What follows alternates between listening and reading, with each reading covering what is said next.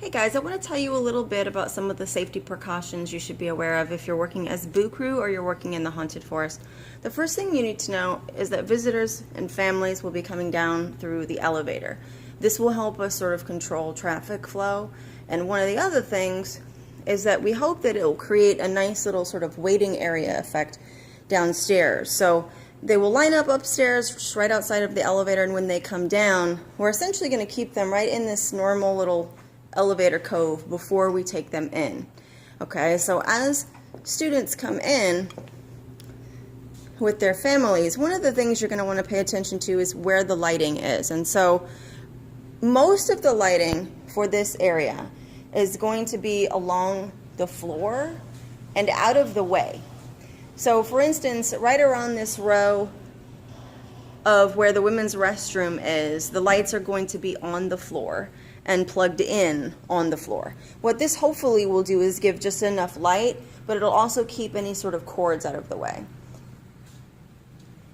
As you get into sort of the women's rest area, the other thing you're going to want to make sure that you do is remind parents that there obviously are restrooms.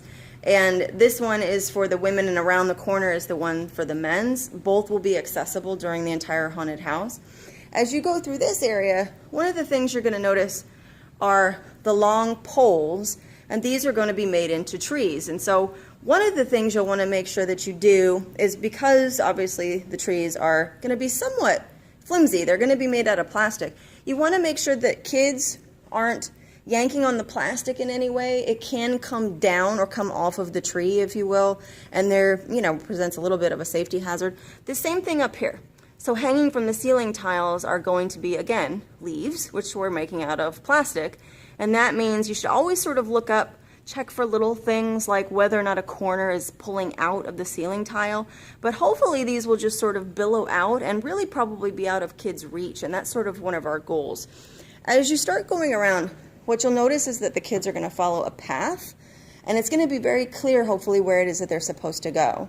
Along this wall are going to be some of the candy stations. Now, on each candy station, what we're hoping to do is make sure that parents understand exactly what kind of candy is served at that station, and that way they can make a judgment call about whether or not they want their child to have that kind of candy. There's going to be hopefully lots of candy options, which means you can tell someone if they want a different kind of candy. It might be at a different station. One of the things you're going to want to pay attention to as students start taking candy, hopefully their parents are going to be right there with them. They might walk a little bit over to maybe this middle section and sort of let their child walk along the path, but you want to be very aware of how kids eat. That's probably your number one concern here if you work in the haunted forest. You want to make sure kids are chewing slowly, make sure they're actually chewing, make sure they don't do things like run, especially with candy in their mouths. It's a good idea also to just sort of pay attention to them, even tell their parents, here's how much candy they have. The parents get to decide sort of all those things for us. Anything like coughing, clearing your throat, or talking a lot while you're chewing candy, if you're a kid, can actually be pretty dangerous. If something like that happens, you're going to immediately get Alexa.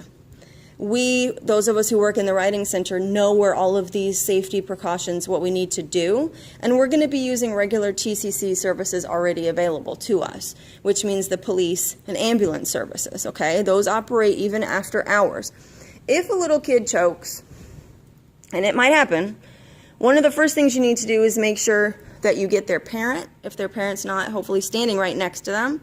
And then after you get Alexa, you guys are going to have to decide how serious of an emergency is this. So as you can see in the hallway, there's exactly one of those blue boxes that you find all around campus.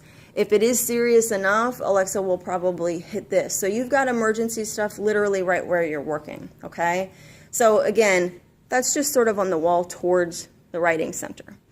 As you walk along this wall, there's obviously going to be more lights. We're going to keep them low and plugged in low, which means likely they're even going to be behind the performers and the tables, which means the kids really shouldn't come into contact with any sort of cords or anything like that in this area, okay?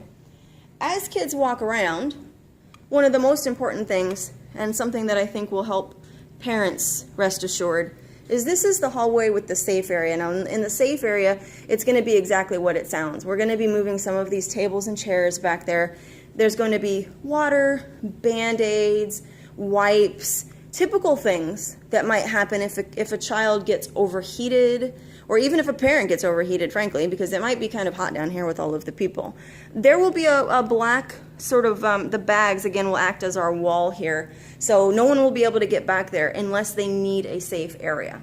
What we can also do is when we pull them into that area, and you can be a part of that. If you see like a kid needs help, or especially if they're with their parent, ask them, hey, let's go to the safe area. Have them sit and let Alexa figure out how serious is this, what is this, and then she can do any of the emergency services that we need, okay?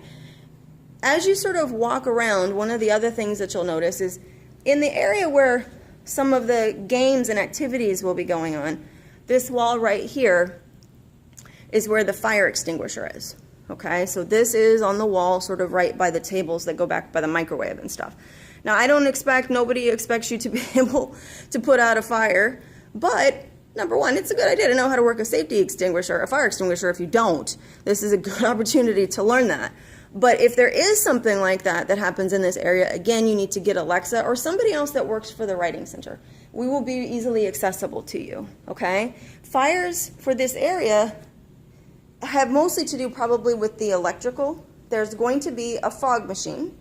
We're going to try to keep the fog not so dense so that kids who have asthma or breathing issues won't be affected. But, you know, anything that's plugged into an electrical outlet does present something of a hazard. So you at least want to be able to know where it is and check that out before the lights go off for the night. It will be somewhat dark, not as dark as the other areas, but it will be a little bit difficult to see. As kids sort of walk around their areas, one of the other things that you might want to do as they're about ready to exit, we're going to have the trash cans hopefully right about here. We want them to be really, really visible, and we want to make sure that families understand that the kids, number one, obviously they get to leave with the candy, but if they're actively chewing on a piece of candy, it might be a good idea to ask them to spit it out and to get them right here to throw away any of their trash items or anything like that, because then that way they're going upstairs, they're not getting in their cars with it, and you also prevent anything happening as they leave. So now remember, they're coming down the elevator, but they're exiting up the stairs.